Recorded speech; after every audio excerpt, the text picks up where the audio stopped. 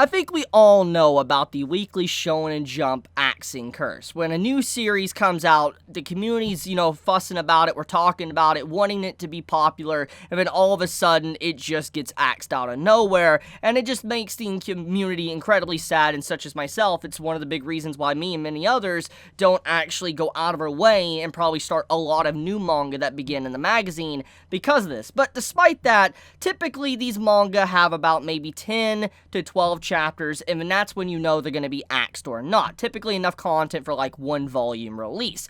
However, today, apparently there was a series that was canceled after releasing just one chapter of its manga. That series is titled Killing the People Reincarnated into the Other World, Cheat Slayer, or Cheat Slayer as for short. It was written by the author of Kakegurui, yes, the author of Kakegurui, and apparently it was just so bad, and the reaction was so bad to it, it literally got canceled. Like, the author of Kakegurui literally had to actually make an apology, and I'll read the apology right here. I deeply apologize for all the pain, concerns, and fuss I have caused to everyone related to this incident.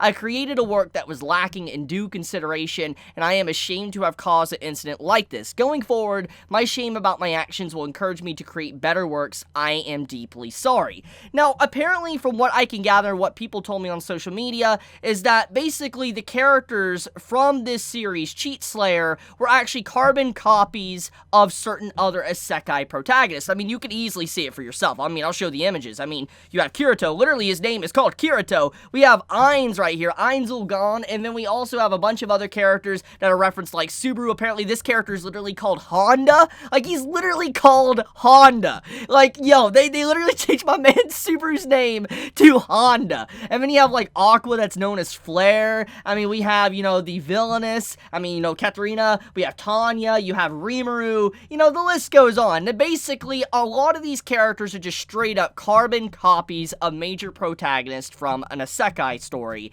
And you could see where this led to a lot of controversy. In fact, it apparently wasn't about potentially plagiarism. It was actually mainly about the fact that these characters were shown in a villainous-like role, which could probably negatively affect the actual real series that this series was parodying, which is why it got canceled. So, it's very... it's super fascinating to me that this series is even able to make it off the ground in the first place, because it's like, regardless of it being canceled after the first chapter, just to find out that this did have a first chapter and then they decided to cancel it, it's like, what was the editors and all of them thinking when this was written? Like, did they think that the reaction would be a-okay? I mean, obviously Isekai series are popular, but it's like, when you put these characters that are legitimately not trying to hide the fact that they're parodies, it's like, there's probably going to be some issues with this, right?